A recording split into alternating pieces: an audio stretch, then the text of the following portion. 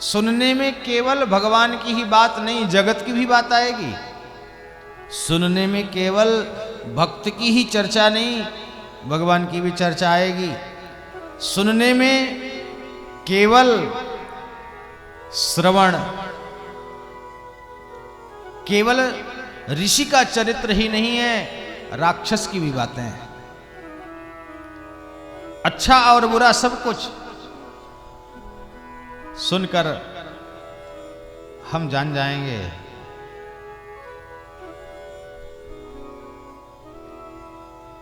कि अच्छाई का परिणाम क्या है, बुराई का परिणाम क्या है।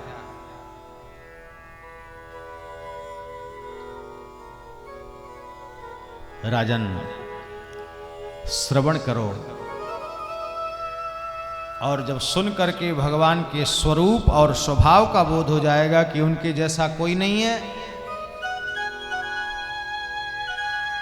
तो फिर सुनकर हम उनके गुणों का गान करने लग जाएंगे।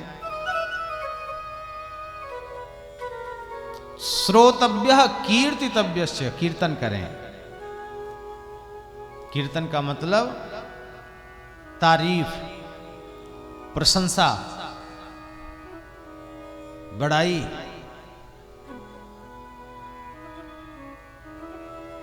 कोई किसी की बहुत बातें करने लग जाए तो बोले तो उन्हीं की जब से देखो भजन गाता रहता है।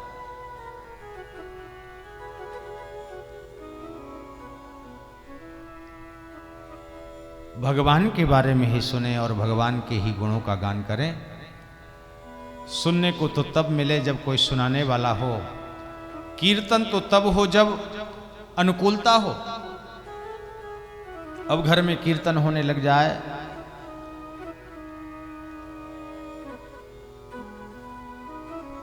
कीर्तन जरूरी नहीं है कि अच्छी प्रकार से हो पाएगा। बच्चे कहेंगे कि दादी अब चुप कर लो, कितनी देर से आप हल्ला मचा रही हो, जब देखो तब आपका ये कीर्तन सुन सुन करके।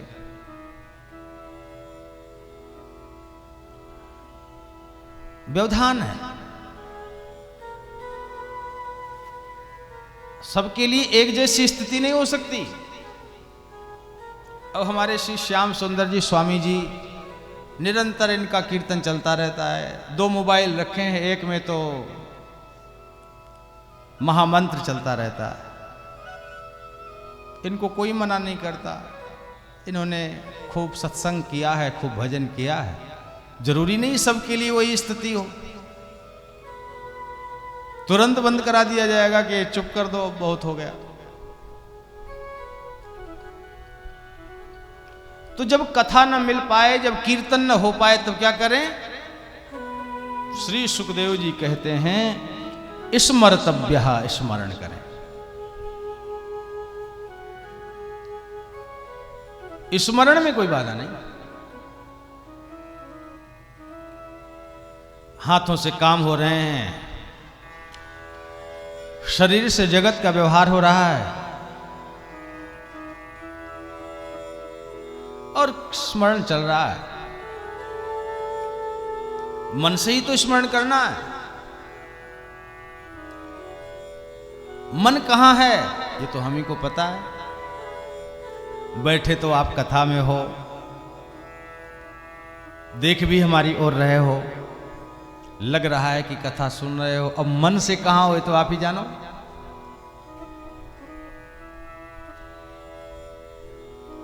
बैठे तो मंदिर में है, हाथ में तो माला है, पर जप में सही अर्थों में आप कहां हो ये तो आपको ही पता है। माला तो कर में फिरे,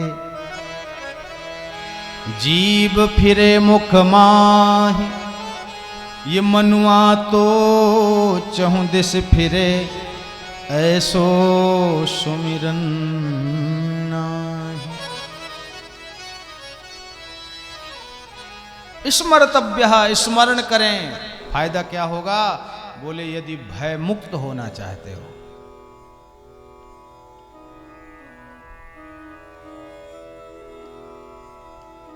भय भाग जाए। संसार में सबसे बड़ी समस्या है भय की। ये डर भय मृत्यु का दूसरा नाम है। अगर आप जगत का स्मरण करोगे,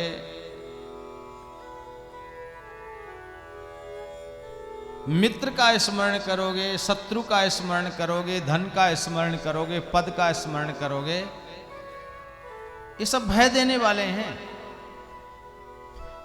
इस संसार में तो बहुत से लोगों का काम है डराकर अपना फायदा उठाना। कई लोग डरा डरा कर पैसा कमाते हैं, ये काम यही है। कभी इसको डराया उससे कुछ खींचा, उसको डराया उससे कुछ खींचा। और ये कोई छोटे मोटे लोगों का काम नहीं है, छोटों का भी काम है और बड़ों का काम है। कोई ग्रहों का भय दिखाकर, कोई राजा का भय दिखाकर संसार की वस्तुएं भय देने वाली हैं। कैसे? वित्ते नृपालाद भयम, रूपे जरायात भयम, सर्वान वस्तु भयान मृतम। सब भय देने वाले हैं। रूप में वृद्धावस्था का भय है, धन में राजा का भय है, विद्या में विवाद का भय है। भय है। भय से बचाने वाले केवल भगवान हैं। स्मरण करें भगवान का, भगवान को न भूलें।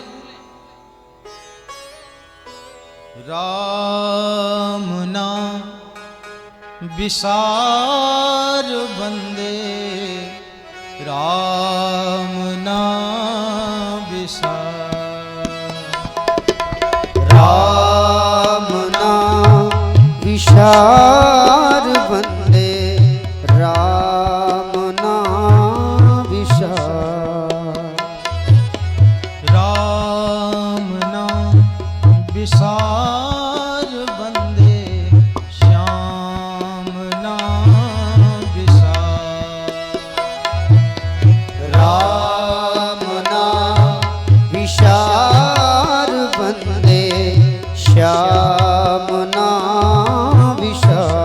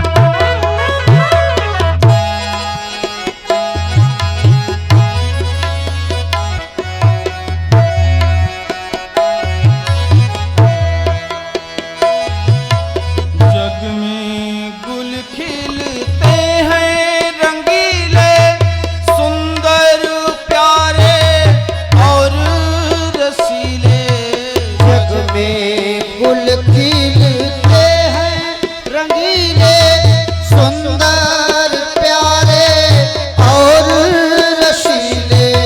जग में गुल खिलते हैं रंगीले, सुंदर प्यारे और रसीले। जग में गुल खिलते हैं रंगीले, सुंदर प्यारे और रसीले।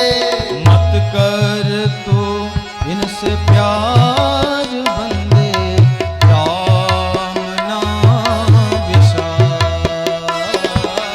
मत कर तो इनसे प्यार बंदे, राम नाम विशाल। राम नाम विसार बंदे, श्याम नाम विसार। राम नाम विशाल बंदे, श्याम नाम विशाल। राम नाम विसार बंदे, श्याम नाम विसार। राम नाम विशाल बंदे, श्याम नाम विशाल। राम नाम विसार बंदे, कृष्ण नाम विसार। नाम विशाल। राम नाम विशाल बंदे, श्याम नाम विशाल। गुरु भक्त वत्सल भगवान की जय। जय जय श्री राधे।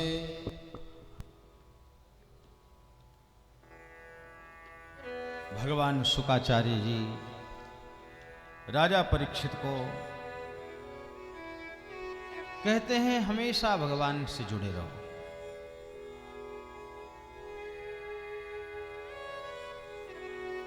साधक के लिए साधना के कुछ सूत्र भी श्री शुकाचार्य जी ने प्रदान किए। जितासनो जितश्वासो जित संगो जितेन्द्रियः, स्थूले भगवतो रूपे मनः संधारये धिया। राजन, साधक को चाहिए वह आसन को जीते। आसन की सिद्धि जरूरी है।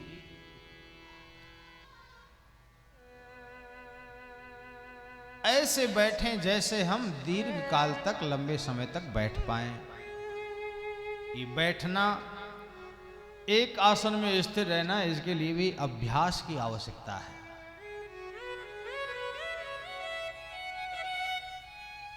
बिना अभ्यास के संभव नहीं।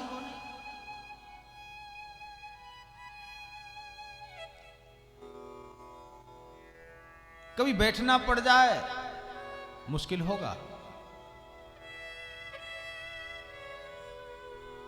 पलथी मार करके बैठना पड़े और 3 घंटे का समय हो तो हर 10-15 मिनट में पैर बदलने पड़ेंगे। कभी दाहिने पैर को बाई जंघा में रखेंगे, बाएं पैर को दाहिनी जंघा में रखेंगे, फिर भी चैन नहीं पड़ेगा, फिर बदलाव। एक तो महात्मा प्रवचन करते थे, उनकी आदत थी सोफे में बैठ करके प्रवचन करने की। नई जगह कथा का आयोजन हुआ, बोले महाराज जी हम तो व्यास पीठ बनाते हैं, आपको तो पलथी मार के बैठना पड़ेगा। अब महाराज जी के लिए बड़ी समस्या हो गई, अभ्यास ही नहीं था। सोफे में आदत थी सुखपूर्वक बैठने की। अब थोड़ी देर में तो महाराज जी की हाल बिगड़ने लगे। तो तख्त था 3x6 का। तब उन्होंने देखा कि बैठे तो हैं, भाग तो सकते नहीं, अब क्या करें। तो व्यास गद्दी से ही पैर ऐसे कर लिए। लटका ली।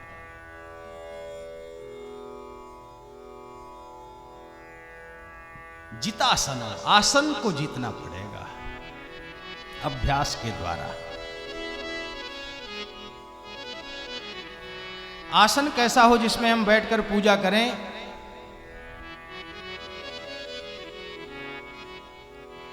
या तो कुशा का आसन हो या मृग चर्म का आसन हो। और गृहस्थ के लिए साधना करने के लिए कहा कि ऊनी आसन पर बैठे। कंबलाद्यासनम आस्थीय, वस्त्र के आसन में बैठ करके पूजा सफल नहीं होती।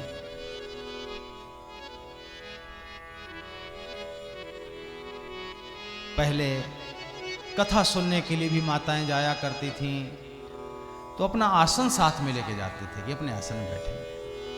आजकल तो सुविधाएं हो गई, कुर्सियां हो गई, गद्दे लगने लग गए।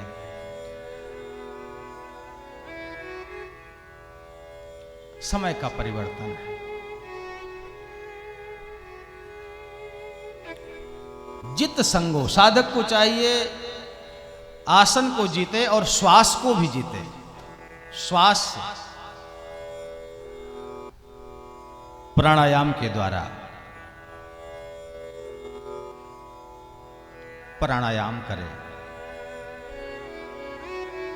प्राणायाम करने से मन की एकाग्रता प्राप्त होगी। प्राणायाम की प्रक्रिया का वर्णन करते हुए योग के आचार्य महर्षि पतंजलि कहते हैं 3 प्रकार के प्राणायाम हैं, कुंभक, रेचक और पूरक। श्वास को अंदर लेना कुंभक है, श्वास को रोकना रेचक है और श्वास का विसर्जन करना पूरक है।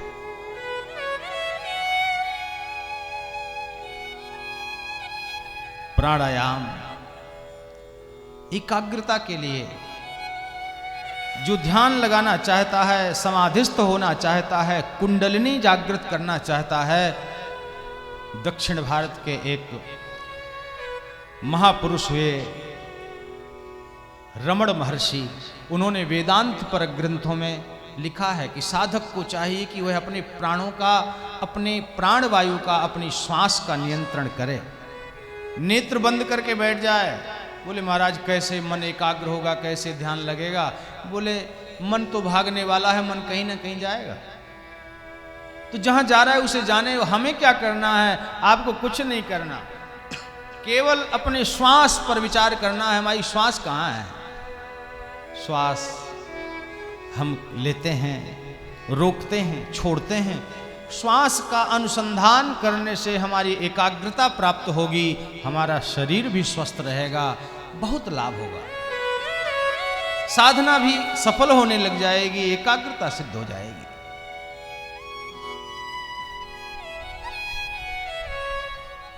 सावधानी, आप जो कुछ भी कर रहे हो हर क्रिया के लिए सावधान रहें। और सावधान केवल अध्यात्म के मार्ग में रहने की आवश्यकता नहीं है, व्यवहार जगत में भी जो सावधान है वही सफल होगा। उच्छृंखलता नहीं, लापरवाही नहीं, प्रमाद नहीं। हम कहां हैं, क्या कर रहे हैं, हमारे द्वारा क्या हो रहा है? स्वच्छता का ध्यान रखें, पवित्रता का ध्यान रखें। हम क्या कर रहे हैं ये वर्तमान है। जो बीत गया है वो भूतकाल पर तो हमारा कोई हाथ नहीं है। जो बीत गया सो बीत गया, और जो भविष्य आने वाला है उस पर भी हमारा कोई हाथ नहीं है। हम वर्तमान में जागृत होकर के जो कर रहे हैं सावधानी पूर्वक, हम गंदगी फैला रहे हैं कि हम स्वच्छता पर ध्यान दे रहे हैं।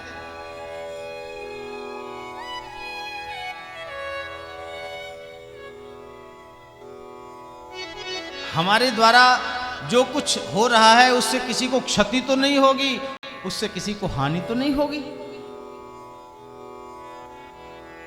जहां तहां कचरा फेंक देना, जहां तहां थूक देना, जहां तहां गंदगी फैलाना,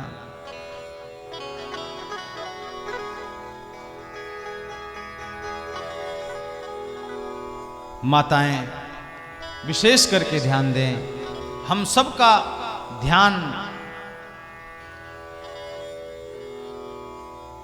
सावधानी पूर्वक अपनी जीवन शैली को जिएं, क्योंकि सावधानी हटी दुर्घटना घटी।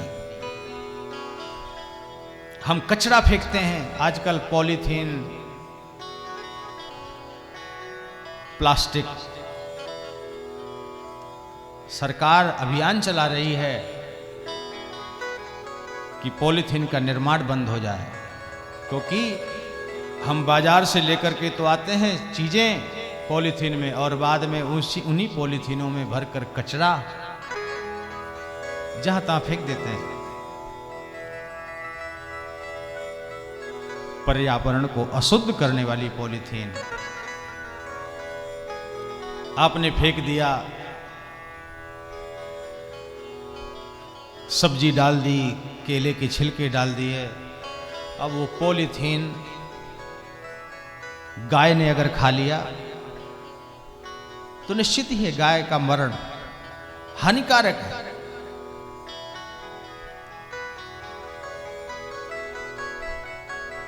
सजग और सावधान रह करके हमारे द्वारा जो हो रहा है उससे किसी को क्षति तो नहीं हो रही। हम जो बोल रहे हैं, हमारी वाणी किसी को कष्ट तो नहीं पहुंचा रही। बहुत बड़ी समस्या है बोलने में। कोई अतिथि आए, उसे आप चाय पिलाओगे तो खर्चा है, चाय की पत्ती लगेगी, दूध भी, चीनी भी, अदरक भी, गैस भी। मत पिलाओ चाय, मत खर्चा करो, मत ये व्यवस्थाएं जुटाओ। भगवान ने आपको वो संपत्ति दी है कि बिना चाय पिलाए, बिना मिठाई खिलाए, बिना दूध पिलाए भी सामने वाले को संतुष्ट किया जा सकता है। वाणी बोलो, मधुर बोलो। रही मन मीठे बचन से सुख उपजत चहु ओर। मीठी वाणी, अच्छा बोलो। वचने का दरिद्रता। मीठा बोलने में क्यों कंजूसी करते हो, अच्छा बोलो ना।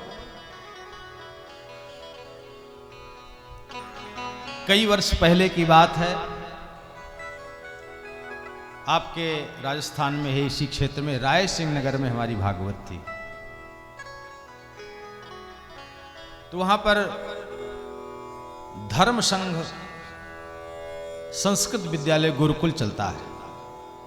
तो उसके आचार्य जी हमारे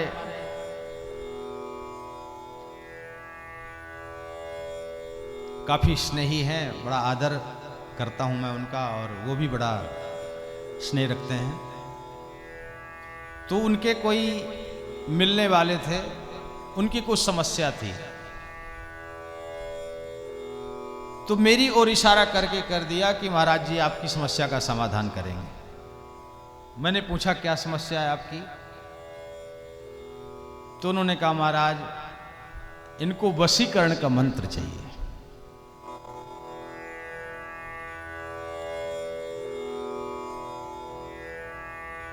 वो पीछे पड़ गए, महाराज मंत्र दे दो हमें वो। तो हमने कहा आज नहीं कल देंगे। तो उन्होंने सोचा कोई मुहूर्त की बात होगी, अच्छे समय में शायद देंगे, इसलिए आज टाल दिया। दूसरे दिन जब भेंट हुई तो पीछे पड़ गए, महाराज आज तो बता ही दो। तो हमने कहा आज और रुक जाओ, कल बताएंगे। दूसरे दिन भी वो आ गए हमारे पास और बोले महाराज आज तो बताना ही पड़ेगा। तो हमने कहा जान तो छूटेगी नहीं, कोई बात नहीं। हमने कहा आज कथा में आना, मुझे बताएंगे। तो कथा में जब वो आकर के बैठ गए तो हमने कहा जी वशीकरण मंत्र हम दे रहे हैं, नोट कर लो। वो खुश हुए। तो हमने यही दोहा पढ़ा, रही मन मीठे बचन से सुख उपजत चहूर। वशीकरण यही मंत्र है, तज दे बचन कठोर। कठोर बोलना छोड़ दो, मीठा बोलना प्रारंभ कर दो, यही वशीकरण का महामंत्र है। मीठी वाणी ही जग में सच्चा व्यवहार सजाती है। मीठी वाणी ही जग में घर घर पूजी जाती है। मीठी लोरी को सुन करके बालक भी सो जाता। मीठी वीणा की ध्वनि पर मृग भी मोहित हो जाता।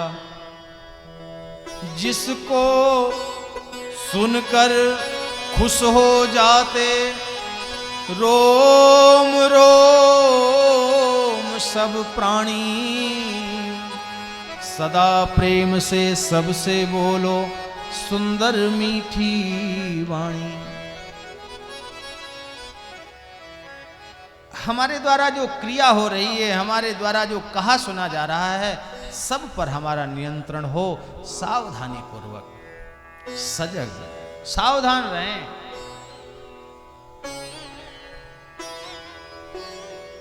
जित श्वासो, श्वास पर नियंत्रण होना चाहिए। एकाग्रता प्राप्त होगी। लोग कहते हैं महाराज क्या करें, भजन में मन नहीं लगता।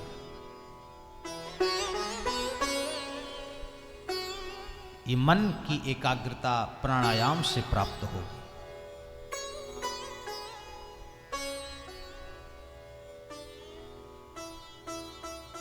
जित संगो, तीसरा सूत्र श्री शुकाचार्य जी दे रहे हैं, संग को जीते हैं।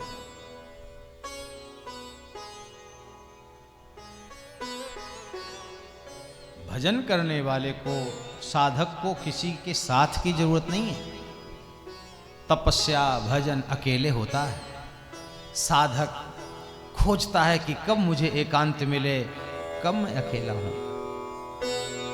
एकाकिनो तपः, अकेले की तपस्या।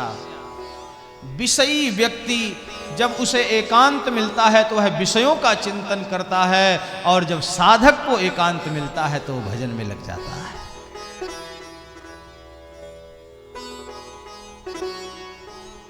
जित संगो, जितेंद्रियः, इंद्रियों को जीते। इंद्रियां कैसे जीती जाएं? शब्द स्पर्श रूप रसगंध, विषयों में इंद्रियां। तो इन इंद्रियों को विषय दे दोगे, प्रसन्न हो जाएंगी। मन को विषय भाते हैं, लेकिन विवेक पूर्वक विचार करें कि ये विषय विष के समान है।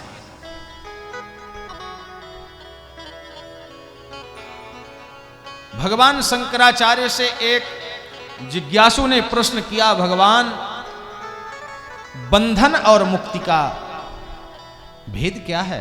बंधा हुआ कौन है, मुक्त कौन है? बद्ध और मुक्त का लक्षण बताएं। बद्धो हि को वा मुक्तिर ही कावा। कौन बंधा हुआ है, कौन मुक्त है? वेदांत में, उपनिषदों में बद्ध और मुक्त की बड़ी चर्चा है। भगवान शंकराचार्य कहते हैं, बद्धो ही कोवा विषयानुरागी। जो विषयों में राग लेकर के, विषयों के प्रति महत्व बुद्धि है, वो बंधा हुआ है। और मुक्तिर ही कावा विषयाद विरक्ति ही, जो विषयों से विरक्त है वो मुक्त है। कई लोग विषयों में इतने आकृष्ट हैं कि जब वो विषय नहीं मिलते तो बेचैन हो जाते हैं। विषय व्यसन बन गए हैं, रहा नहीं जाता। संत कहते हैं, जिस वस्तु के बिना, जिस पदार्थ के बिना जी सकते हो, उसके गुलाम न बनो। ये व्यसन ये नशा विनाश का कारण है। अखाद्य वस्तुओं को खाना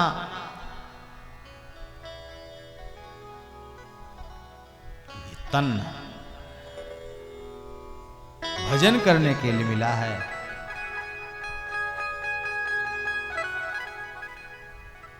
कोई कुछ ग्रहण करता है, आदत लेकर के बैठ गया है। कोई गुटखा खा रहा है, कोई बीड़ी पी रहा है, कोई मदिरा पी रहा है। ये व्यसन ही विनाश के कारण है।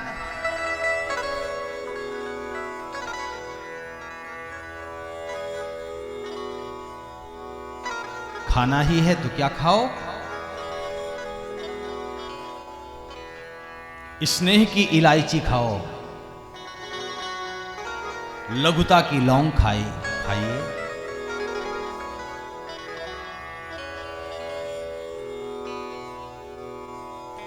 सुपारी, पान, कत्था। पहले पान खाने की बड़ी प्राचीन परंपरा थी।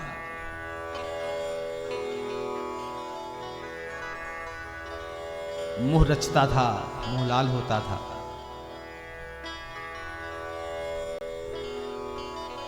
स्वतंत्रता की सुपारी को स्वभाव की सुपारी को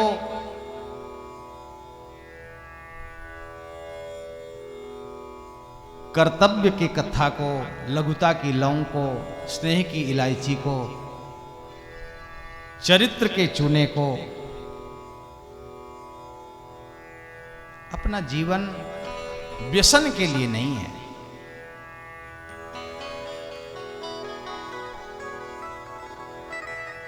व्यसनों से मुक्त होकर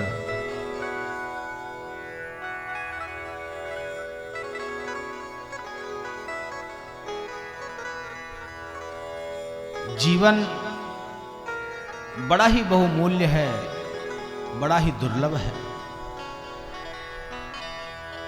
श्री सुखदेव जी कहते हैं, राजन,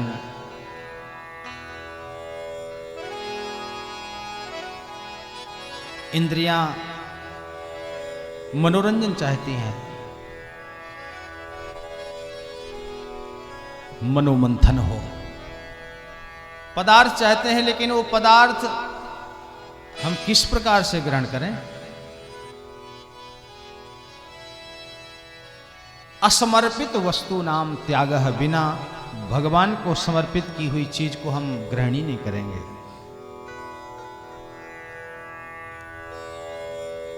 तो क्या होगा?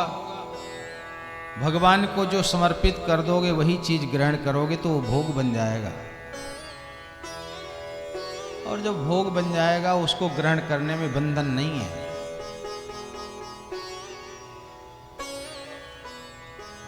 प्रभु ही समर्पित भोजन करहि, प्रभु ही समर्पित भोजन करहि, प्रभु ही समर्पित भोजन करहि, प्रभु ही समर्पित भोजन करहि, प्रभु प्रसाद पट भूषण धरहि, प्रभु प्रसाद पट भूषण धरहि, प्रभु ही समर्पित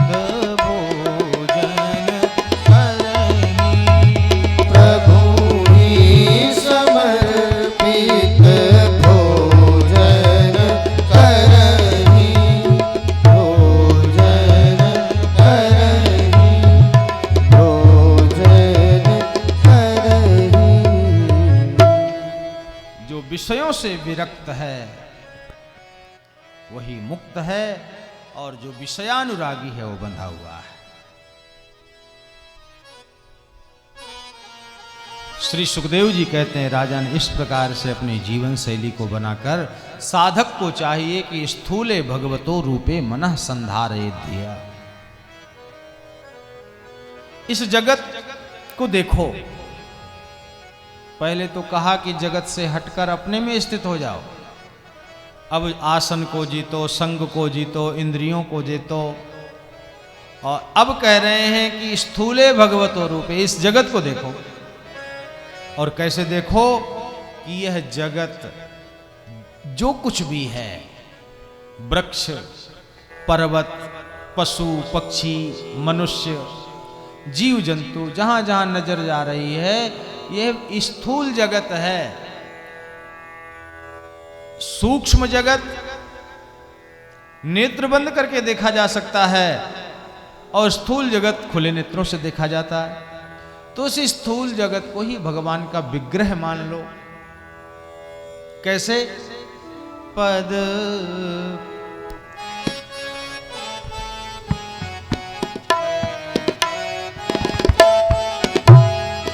पद पाताल शीस अज धामा। पद पाताल शीस अज धामा। पद पाताल शीस अज धामा। पद पाताल शीस अज धामा। अपर लोक अंग अंग विश्रामा। अपर लोक अंग विश्रामा। पद पाताल शीस अज धामा। पद पाताल शीस अज धामा। शीस अज धामा। शीस अज धामा। भगवान के चरण कहाँ हैं? सबसे नीचे पाताल है। ये भूलोक है, इसके नीचे अतल, फिर वितल, फिर सुतल, फिर तलातल, फिर रसातल, फिर महातल, पाताल। तो पाताल में भगवान के चरण हैं। और ऊपर भुरलोक, भुवरलोक, स्वरलोक, महरलोक, जनलोक, तपलोक, सत्यलोक। तो सत्यलोक में विधाता का स्थान है, ब्रह्मा रहते हैं। तो बोले ब्रह्मलोक में भगवान का सिर है, वहां सिर और सबसे नीचे चरण। बीच में जो कुछ भी है, ऊपर से नीचे तक सब भगवान ही है। भगवान के अतिरिक्त कहीं कुछ भी नहीं। तो हमारी दृष्टि कैसी बन जाए, ऊपर से नीचे, आगे पीछे, बाएं दाएं, सब तरफ जो कुछ भी दिखाई दे, भगवान ही मानना। संतों ने समझाया है कि देखो, ये जगत, इसको सीताराम में जान लो।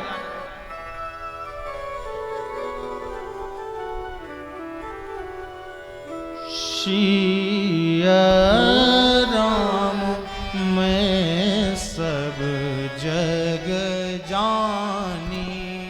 सिया राम मैं सब जग जानी।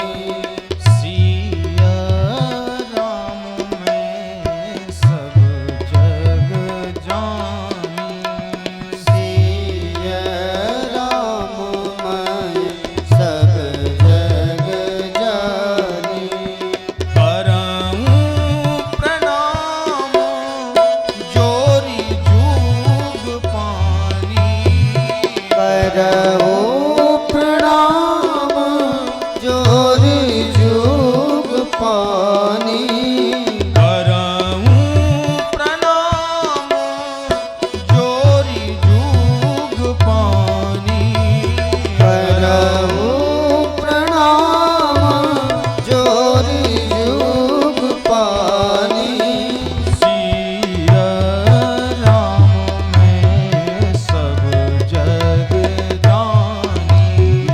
सब जग जानी, मैं सोई जोग पानी। सिय राम मैं इस जगत को ही जगदीश्वर मानूं, सब में मैं हूं। बड़ा सुंदर भावपूर्ण एक भजन है। हर देश में तू, हर वेश में तू, तेरे नाम अनेक तू एक ही है।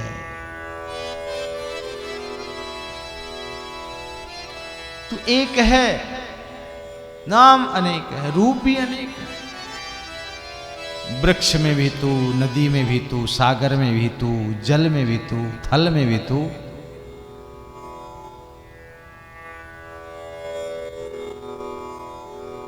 भगवान के इस भाव से अगर आप जगत को देखोगे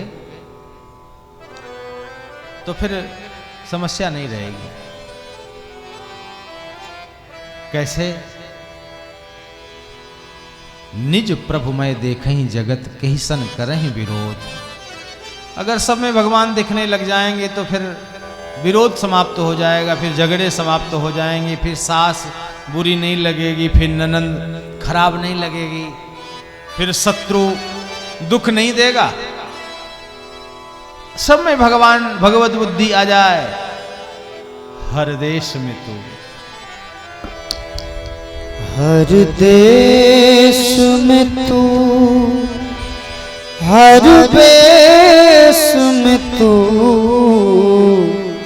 हर देश में तू, हर देश में तू, तेरे नाम अनेक तू एक ही है। हर देश में तू, हर देश में तू, हर देश में तू, हर देश में तू, तेरे नाम अनेक तू एक ही है।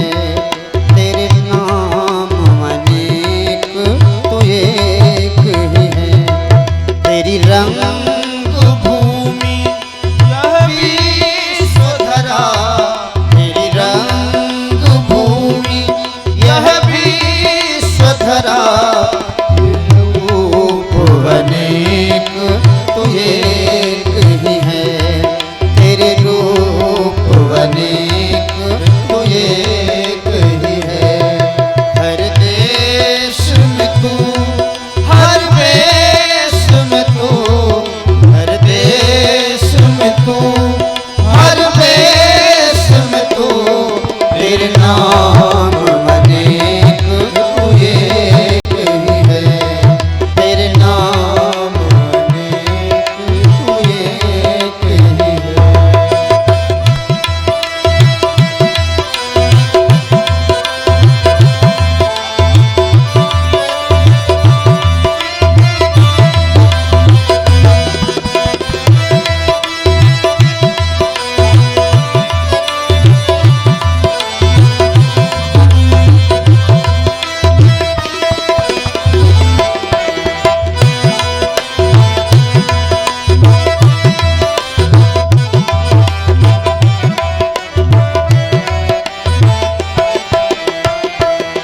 सागर से उठा बादल बनकर, बादल से गिरा वर्षा बनकर। सागर से उठा बादल बनकर, बादल से गिरा वर्षा बनकर। फिर नहर बनी नदिया गहरी, फिर नहर बनी नदिया गहरी। तेरे भिन्न प्रकार तू एक ही है। तेरे भिन्न प्रकार तू एक ही है। हर देश में तू, हर देश में तू, हर देश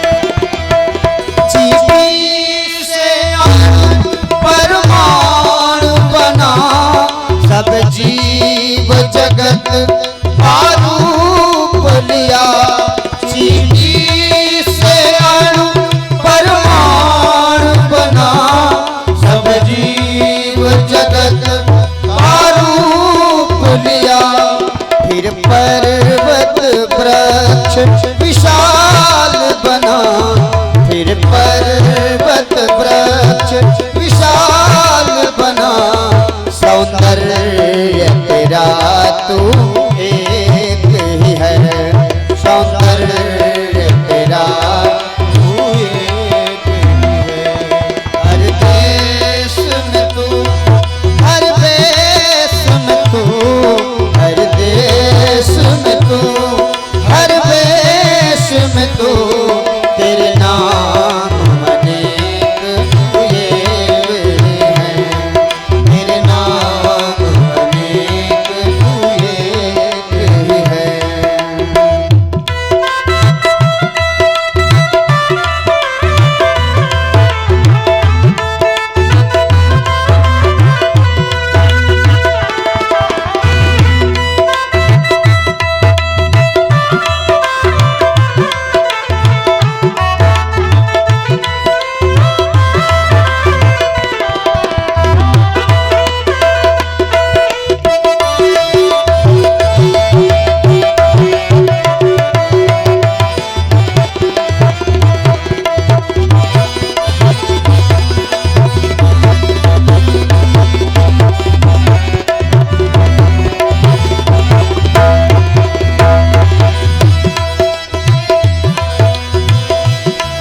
ये दृश्य दिखाया है जिसने, वह है गुरुदेव की पूर्ण कृपा।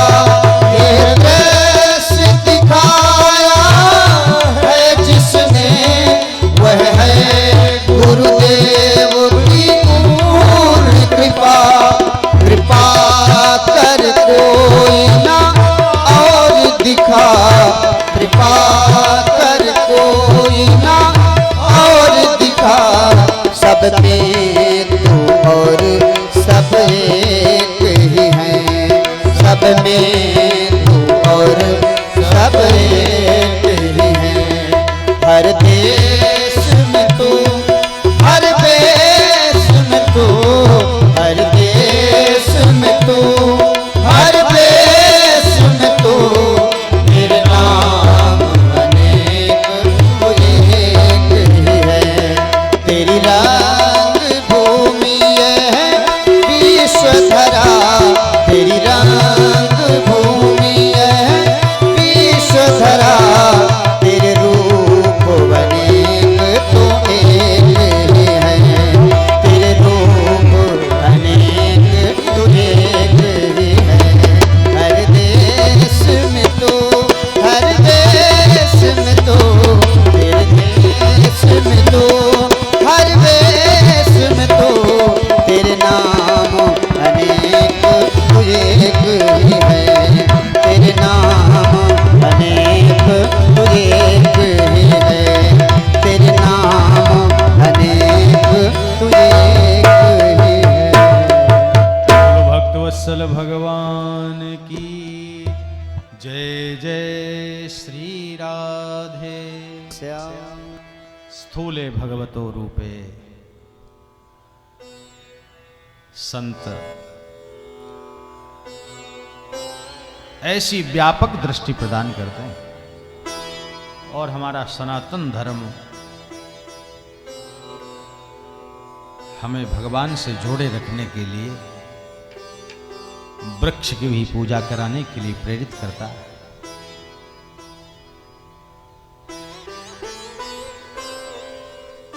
रास्ते में जा रहे हैं, कन्या देवी का रूप है, माताएं भगवती स्वरूपा हैं। वृक्ष पीपल परमात्मा का विग्रह है, गौ माता समस्त तीर्थों का वास है, समस्त देवता जिसके अंग प्रत्यंगों में विराजे हैं।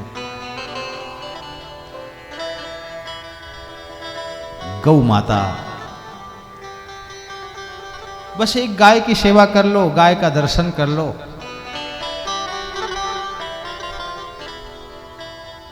गौ माता सबका हित करने वाली है।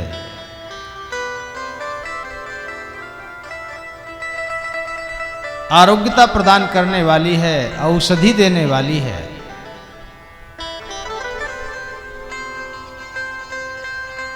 गाय को बड़ी श्रद्धा से प्रणाम करने के लिए प्रेरित किया है। शुरभ्यै नमः, गोभ्यो नमः, गो मातरः।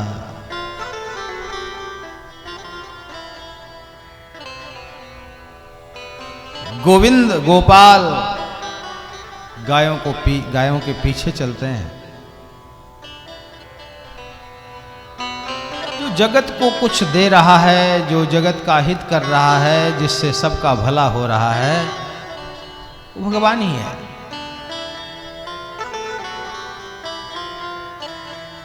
गौ माता क्या दे रही हैं? आरोग्यता दे रही हैं। गौ माता चलती फिरती औषधालय है।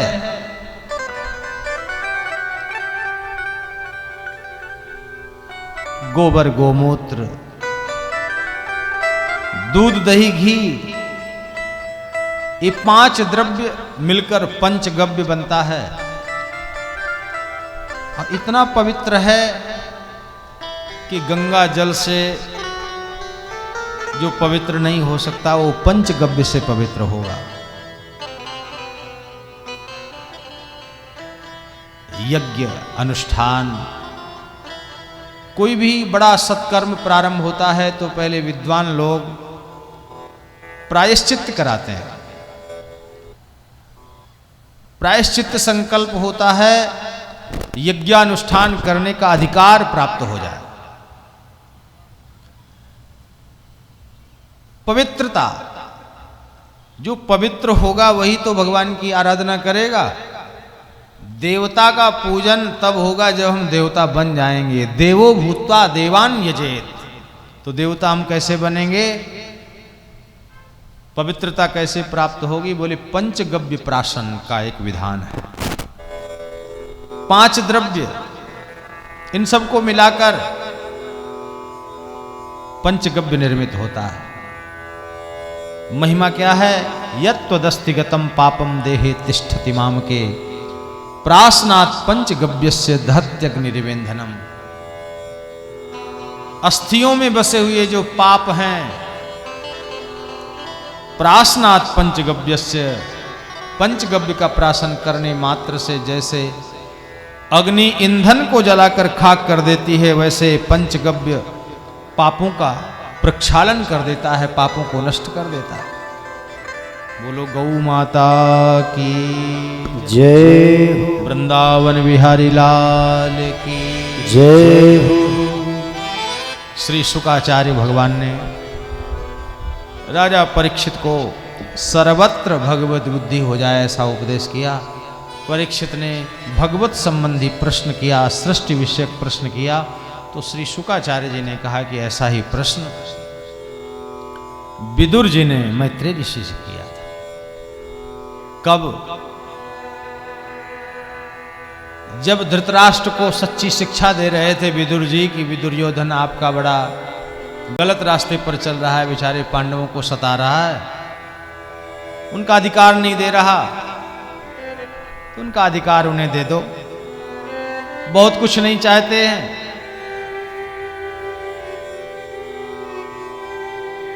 अन्याय और अनीति का परिणाम महाराज ठीक नहीं होता। व्यक्ति पाप करता है हंसते हंसते और पापों का फल भोगता है रोते रोते। इसलिए दुर्योधन भी दुख पाएगा, हमें अच्छा नहीं लगेगा, क्योंकि वही भी अपना ही है। तो अपने में यदि कोई विकृति है, कोई बुराई है, कोई दोष है, तो अपनों का कर्तव्य है कि अपने को सुधारने के लिए सच्ची शिक्षा प्रदान करें। विदुर जी ने नीति की बात की। धृतराष्ट्र तो कुछ नहीं बोल पाए। विदुर जी दिखाना चाहते हैं, लेकिन जो देखना ही ना चाहता हो। बाहर के नेत्र तो बंद हैं, लेकिन अंदर से भी ये देखना ही नहीं चाहते हैं। दुर्योधन ने विदुर जी का अपमान कर दिया। अपमान से दुखी नहीं हुए। जीवन में कभी अनुकूलता न बैठे, प्रतिकूलता हो तो दुखी होने की आवश्यकता नहीं है। अगर अनुकूलता रहेगी तो मोह पड़ जाएगा, बंध जाओगे। आसक्ति से छूटने का यही मौका है। संसार जब अच्छा व्यवहार न करे तो इससे मन हटा लो। विदुर जी ने ऐसे मन हटाया। प्रधानमंत्री के पद पर प्रतिष्ठित हैं, धनुष बाण भी रख दिया और छोड़ दिया कि इनका त्याग करने में ही भलाई। ये नई बात नहीं है। भगवान ने भी समझाया है कि 5 पांडवों को 5 गांव दे दो। तो दुर्योधन कह रहा है सूच्यग्रे नैव दास्यामि विना युद्धेन केशव। 5 गांव क्या, मैं तो सुई के अग्रभाग के बराबर भी बिना युद्ध के नहीं दे सकता। तो जिसका विनाश उपस्थित हो जाता है वह इसी तरीके की बातें करता है। विदुर जी ने त्याग दिया। और जब विदुर जी ने दुर्योधन को त्यागा, वहीं से इसकी उल्टी गिनती प्रारंभ हो गई।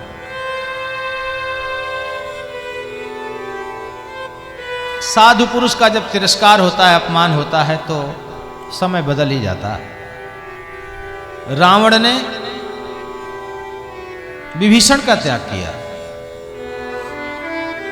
जब तक विभीषण साथ में था, धर्मात्मा साथ में था, सज्जन व्यक्ति साथ में था, तब तक रावण की प्रशंसा थी। रावण को भाग्यशाली कहा जा रहा था। स्वर्ण की लंका में रहने वाला है, ऐश्वर्यशाली है रावण। लेकिन जहां विभीषण जी का त्याग किया तो अभागी कहने लग गए लोग, ये तो मंद भाग्य।